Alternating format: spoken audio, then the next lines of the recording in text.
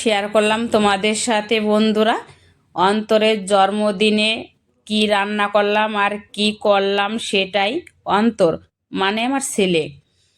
তো তোমরা প্রথম থেকে শেষ অবধি ভিডিওটা দেখতে থাকো, আশা করি ভীষণই ভালো লাগবে। এখানে কিন্তু ওর বন্ধুরা আর লোকজন কেউ আসেনি। সন্ধ্যার সময় যেহেতু আমরা কেকটা কেটে নিয়েছিলাম, নাতি চলে যাবে বাড়ি, এই কারণে আমি অনেক রকম রান্নাই করেছি সকাল থেকে। এত রকমের ভিডিও তো আর দেওয়া যায় না, যতটা পারবো ততটাই শেয়ার করব। প্রথমেই তোমাদের দেখিয়ে দিচ্ছি আমি থালাটা কিভাবে সাজাচ্ছি। বাটিতে দিয়ে দিলাম কিশমিশ, কাজু বাদাম কিভাবে দিয়েছি একটু দেখে নিও। ভালো করে একটু চাপ দিয়ে দিয়ে দেব, না হলে পরে দেওয়ার সময় যখন তুলবো তখন ভেঙে যাবে। দেখো কি সুন্দর লাগছে সবুজ লালে। এখানে করেছিলাম 5 রকমের ভাজা করেছিলাম আমি, কুমড়ো ভাজা, সিম ভাজা, আলু ভাজা আর গাজর, বেগুন ভাজা, লেবু, শসা কেটেছিলাম, গাজর। কেমন হয়েছে দেখো তো বন্ধুরা, কি সুন্দর লাগছে না? তো এখানে পায়েসটা দিয়ে দিলাম প্রথমেই, মিষ্টি ক্ষীরের পায়েস, পাঁপড়, চাটনি, পনির, ডাল, আলুর দম রান্না করেছিলাম এখানে সজনে ডাঁটা আলু দিয়ে। আর কাতলা মাছ, মাছের মাথা দিয়েছি, আর দিয়েছি চিকেন, চিংড়ি মাছের মালাইকারি। তো দেখো তো বন্ধুরা থালাটা পরিপূর্ণ হলো কি না, কেমন হয়েছে একটু বলো কমেন্টে। আর আজকের ভিডিওতে তোমরা যারা নতুন আসো, তোমরা যদি সাবস্ক্রাইব না করে থাও আমার চ্যানেলটিকে, প্লিজ বন্ধুরা তোমরা সাবস্ক্রাইব করে পাশে থাকো নতুন নতুন ভিডিও পেতে। তো চলে আসলাম প্রথমে আমি এখানে, যেহেতু জন্মদিন পায়েস তো লাগবেই, পায়েসটা দিয়েই শুরু করলাম আমি। 150 গ্রাম চাল দিয়েছিলাম, 2 কিলো 250 গ্রাম দিয়েছিলাম দুধ, 300 গ্রাম গুড় দিয়েছি, কিশমিশ, কাজু বাদাম রান্না করে নামিয়ে নিলাম।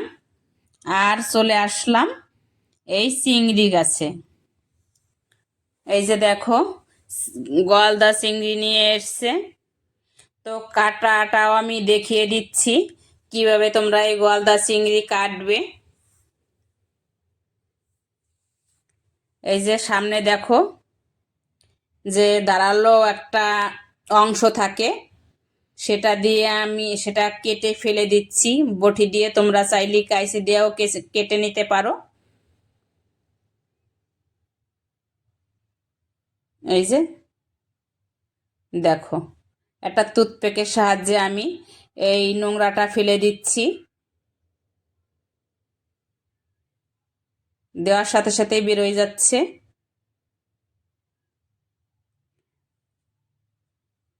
তো কেটে নিলাম আমি পরিষ্কার করে।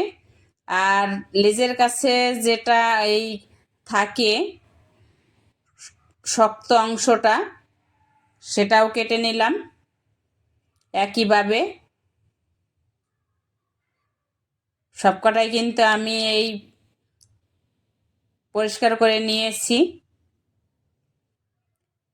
ধুয়ে এনেছি। আমার ছেলের এই চিংড়ি মাছের মালাইকারিটা খুব প্রিয়। আর এটা আমি ওর জন্মদিনে দেওয়ার জন্য চেষ্টা করি, এক এক দিন এক এক রকমের রান্না করি। তো এখানে লবণ দিয়ে নিলাম, হলুদ মাখিয়ে নেব।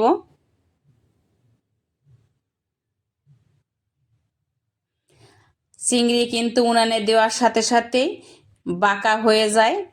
আর বাঁকা যাতে না হয়, সোজা থাকার জন্য একটা টুথপেকের সাহায্যে আমি গেঁথে নিচ্ছি মাথার থেকে লেজ অবধি দিয়ে দিলাম। দেখো এই যে একইভাবে সব আমি করে নেব, এতে মাছটা আর বাঁকা হয়ে যাবে না। আর এখানে দেখো ছেলের প্রিয় খাবার বলে কথা, নারকেল কুড়িয়ে দিচ্ছে আমার অনেক কষ্ট হয়ে যাচ্ছে। ছেলেও একটু চলে আসলো, মা আমি তোমাকে নারকেল কুড়িয়ে দিচ্ছি। তো এখানে এই যে আমি কিছুটা নারকেল জল দেওয়ার আগে গুলিয়ে রেখে নিলাম চিপড়িয়ে, আর উষ্ণ গরম জল দিয়ে আমি এটারে বের করে নেব দুধ। তোমরা অনেকেই অনেকভাবে চিংড়ি মাছের মালাইকারি করে থাকো, সেটাও খেতে অনেক ভালো হয় জানি, কিন্তু আমি যে পদ্ধতিতে করছি তোমরা একবার হলেও এভাবে বানিয়ে খেয়ে জানিও কেমন হয়েছে। তো কড়াইয়ে তেল দিয়ে দিলাম, চিংড়ি,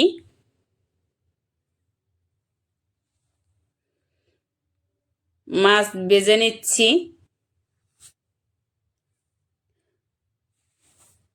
তুলে নেব, বেশি ভাজবো না, চিংড়ি বেশি ভাজলে শক্ত হয়ে যায়, নরম থাকে না, আর খেতে একদম ভালো লাগে না সেটা।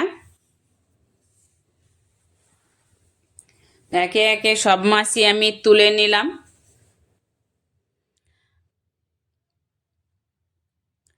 আর ওই তেলেই আমি দিয়ে দেব এখানে তেজপাতা, শুকনো লঙ্কা, আর এলাচ, দারচিনি, জিরে দিয়ে দিলাম। পেঁয়াজ বাটা দিছি, একটু বাদামি কালার হয়ে আসা অবধি নেড়ে নিয়ে দিলাম টমেটো আর লঙ্কার গুঁড়ি, লবণ, আদা পাউডার দিলাম। এখানে যেটা গুলিয়ে রেখেছিলাম আগে রস বের করে, নারকেলের যে দুধটা, কিছু সময় নাড়ার পরে দিয়ে দিলাম এখানে হলুদ আর কাশ্মীরি লঙ্কার গুঁড়ি।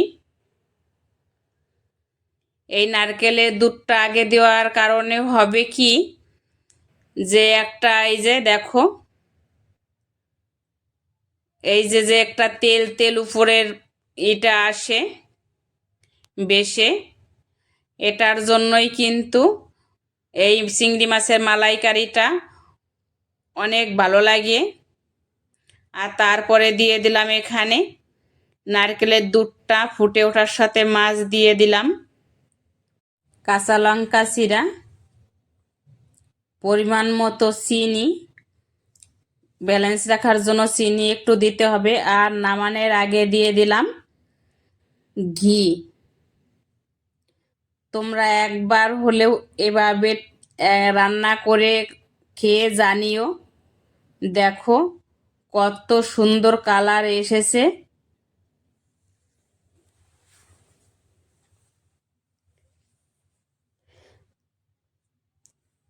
এই যে উপরে দেখো মালাইকারির যে উপরের তেলটা ভেসে আসে, এটার জন্যই কিন্তু মালাইকারি খেতে অনেকটা ভালো লাগে।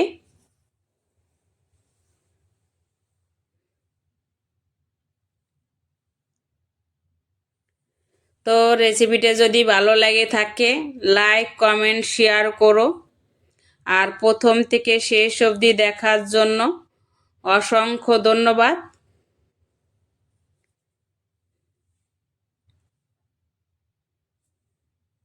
দেখা হচ্ছে নতুন কোনো এক রেসিপিতে বা ভিডিওতে।